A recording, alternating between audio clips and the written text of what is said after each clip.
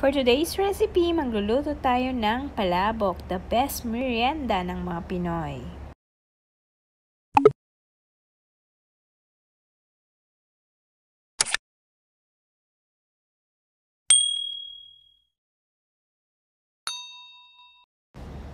Okay, so before we start, ito yung mga sangkap na ating kakailanganin. So guys, ilalagay ko sa description box below or the end of the video ang exact measurement ng ating mga sangkap para sa ating lulutuin ngayon na palabok.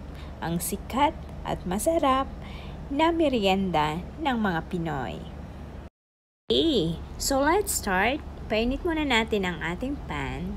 At isote natin ang ating garlic. Ayan, hanggang ang garlic natin ay magiging brown. Magiging golden brown. And together with the onions.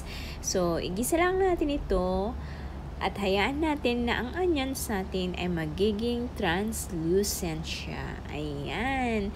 So guys, meron kasi kaming guest ngayon na Singaporean Chinese. Kaibigan ng amo ko. So actually, this is the first time na makatimakim ang amo ko. Alright, so next, after ng ating garlic and onions, ilagay na natin ang ating minced pork. So, kahit walang minced pork, kung ayaw nyong lagyan ng minced pork, it's okay for the tuna. No, it's not. It's smoked fish. Ayan, yung smoked fish natin na talagang yun ang number 1 na pampasarap at pampalasa sa ating palabok. So, ayan guys, lagyan ko ng minced pork. Yung minced pork, nilagyan ko lang siya ng pepper. Gumamit ako ng white pepper, crush, salt, ayan.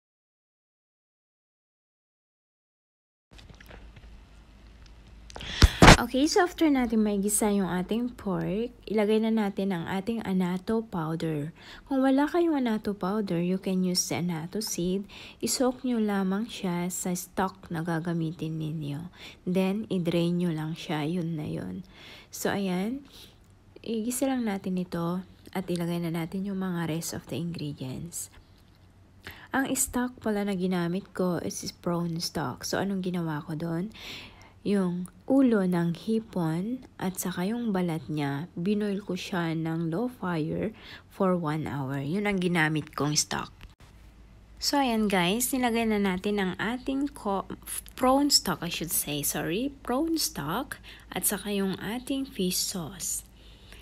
Ayan, haluin lang natin ito and next is our brown sugar. Yan, gumamit ako ng brown sugar. Next, our white peppercorn crust. Next is yung pampalapot natin sa ating gravy. Gumamit ako ng cornstarch. Dinisolve ko lang siya sa water, cold water, or they call it tap water. So, ayan guys, haluin lang ninyo at mararamdaman naman ninyo na lalapot ang ating gravy. It's up to you. Kung medyo nakita ninyo na parang runny pa yung soup base ninyo, pwede ninyong dagdagan ng cornstarch with, i-dissolve nyo lang ulit ng cold water. So, ayan. So, it's time to taste.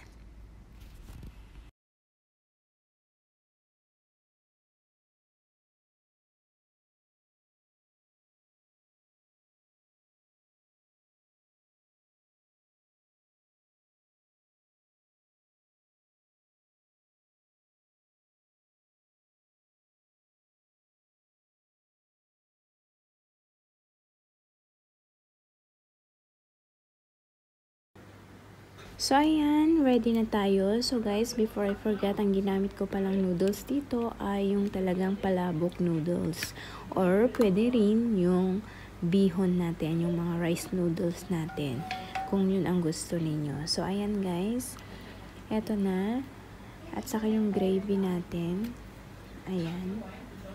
So, kalimutan ko pala guys, meron siyang yung, alam nyo ba yung smoke fish natin, yung tinapa na tinatawag. So, ayan, kompleto ang ingredients natin. So, ilalagay ko sa description box below ang mga ingredients na ginamit ko.